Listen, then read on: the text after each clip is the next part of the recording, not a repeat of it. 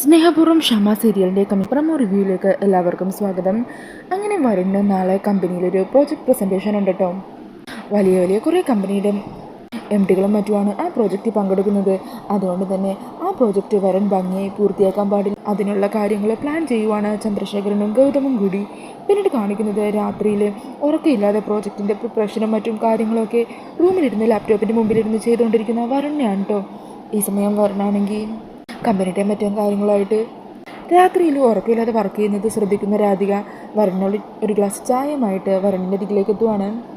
രാധിക ചായയുമായിട്ട് തൻ്റെ അരികിലേക്ക് വന്നത് കാണുമ്പോൾ വരുൺ ഒത്തിരി സന്തോഷമാകുവാണ്. അന്നേരം വരുൺ പറയണേ, സത്യം പറയാലോ, ഒരു ഗ്ലാസ് ചായ കിട്ടിയിരുന്നെങ്കിൽ എന്ന് ഞാൻ വിചാരിച്ചതേ ഉള്ളൂ. താൻ എൻ്റെ മനസ്സറിഞ്ഞ് ആഗ്രഹം നടത്തി തന്നല്ലോ, അല്ലെങ്കിൽ ഉത്തമയായ ഒരു ഭാര്യയുടെ കടമയാണല്ലോ അത് എന്നൊക്കെ രാധികയോട് പറയുവാണ്.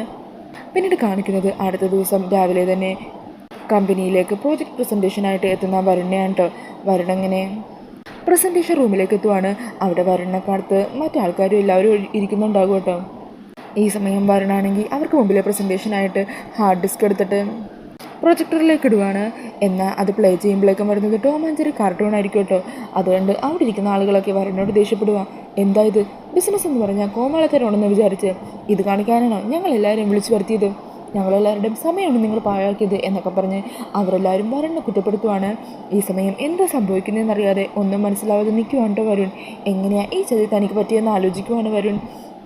വരുൺ ഈ പ്രോജക്റ്റിൽ നാണം കെടുത്താനായിട്ട് ഗൗതമും ചന്ദ്രശേഖരും കൂടി ഒപ്പിച്ച പണിയായിരിക്കും കേട്ടോ ഇത്. വരുൺ പ്രിപ്പയർ ചെയ്ത ഹാർഡ് ഡിസ്ക് മാറ്റി പകരം മറ്റൊരു കാർട്ടൂണുള്ള ഹാർഡ് ഡിസ്ക് വെച്ചത്. എന്നാൽ ഈ ചതി രാധിക കണ്ടിട്ടുണ്ടാവും.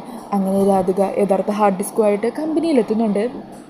അങ്ങനെ അവിടുത്തെ റിസപ്ഷനിസ്റ്റിനോട് രാധിക വരുണിനെ കാണണമെന്നും അത്യാവശ്യമാണെന്നും പറയുവാണ്. അന്നേരം ആ പെൺകുട്ടി പറയണേ, കുട്ടി ആരാണ്? ഞാൻ വരുണിൻ്റെ വീട്ടിൽ തന്നെ ഉള്ളതാ. ആരാണെങ്കിലും സാർ ഇപ്പോൾ അർജൻറ്റായിട്ടൊരു മീറ്റിങ്ങിലാണ്, അതുകൊണ്ട് തന്നെ ആരെയും അങ്ങോട്ടേക്ക് കടത്തി വിടാൻ പറ്റില്ല.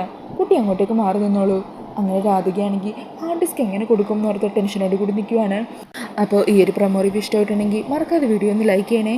ഇതുപോലുള്ള കൂടുതൽ റിവ്യൂസിനായിട്ട് ഈ ചാനലൊന്ന് സബ്സ്ക്രൈബ് ചെയ്തും കൂടി സപ്പോർട്ട് ചെയ്യണേ. താങ്ക്